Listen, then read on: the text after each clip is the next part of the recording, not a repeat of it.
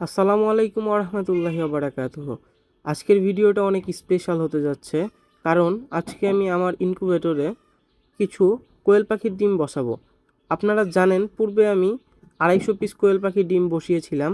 তার মধ্যে বেশিরভাগ ডিমই নষ্ট হয়ে যায় মেশিনের সমস্যার কারণে। আজ আমি আবারও মেশিনে ডিম বসাবো।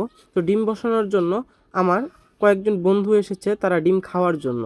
ডিম যেদিন আমি বসাই সেদিন ওরা আমার ডিমগুলো বেছে দেয়, এবং যে ডিমগুলো ভাঙা থাকে বা ছোট থাকে সেই ডিমগুলো ওরা সিদ্ধ করে খায়। তো আজকেও সেই ভাবমূর্তি নিয়ে ওরা আমার বাসায় চলে এসেছে এবং ডিম বাছাই করছে এবং ডিমে দাগ দিচ্ছে।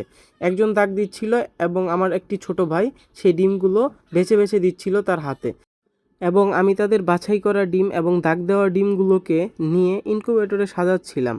প্রথমে আমি ডিমগুলোকে ইনকিউবেটরে নিয়ে নিচ্ছিলাম এবং মাঝখানে ভেবেছিলাম ডিমগুলো ঢেলে রাখবো, কিন্তু দেখি না ঢালতে গেলে ডিমগুলো ভেঙে যাবে, যার কারণে আমি হাত দিয়ে ডিমগুলোকে ইনকিউবেটরে রাখি এবং একে একে আমার সবগুলো ডিম কেস থেকে এবং ঝুড়ি থেকে সম্পূর্ণ ডিম, দাগ দেওয়া এবং বাছাই করা ডিম যতগুলো আছে সবগুলো আমি ইনকিউবেটরে রাখি। এবং রাখার পরে সেই ডিমগুলোর দাগ দেওয়া অংশটি আমি উপর করে রাখি, যাতে সেই ডিমগুলো এক সাইড হয়ে থাকে, যেটি আমি বুঝতে পারি খুব সহজেই যে ডিমগুলো এক সাইড হয়ে রয়েছে। এবং আমি সেই ডিমগুলোকে খুব সুন্দরভাবে উপর করে রাখার চেষ্টা করি, যাতে ডিমগুলো না ভেঙে যায় বা না কোনো সমস্যা হয় ডিমগুলোতে।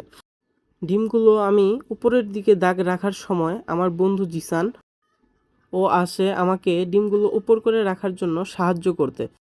তারপর ওকে আমি বলি, তুই আমার জায়গায় বসে ডিমগুলোকে উপর কর আর আমি ক্যামেরাটা ভালোভাবে ধরি।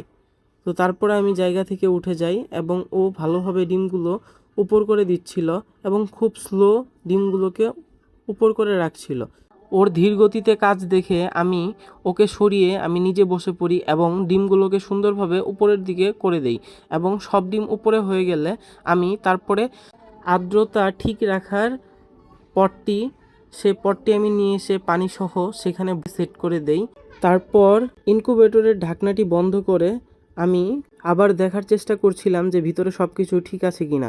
পরে দেখতে পারি সব কিছু ঠিক আছে। আমি আবার ঢাকনাটি বন্ধ করে দেই এবং দেখতে পাই ওরা বসে ডিম ছিল। যে ডিমগুলো ওরা আসার পরে সিদ্ধ দিয়েছিলাম পানির পটে, সেই ডিমগুলো সিদ্ধ হয়ে গেছে এবং ডিমগুলো নিয়ে ওরা ছিলে খাচ্ছিল। জিসান দেখি ওই ডিমগুলোকে ও গ্লাসের মধ্যে পানি নিয়ে সে পানিতে ঠান্ডা করছিল এবং ডিমগুলো ছিল।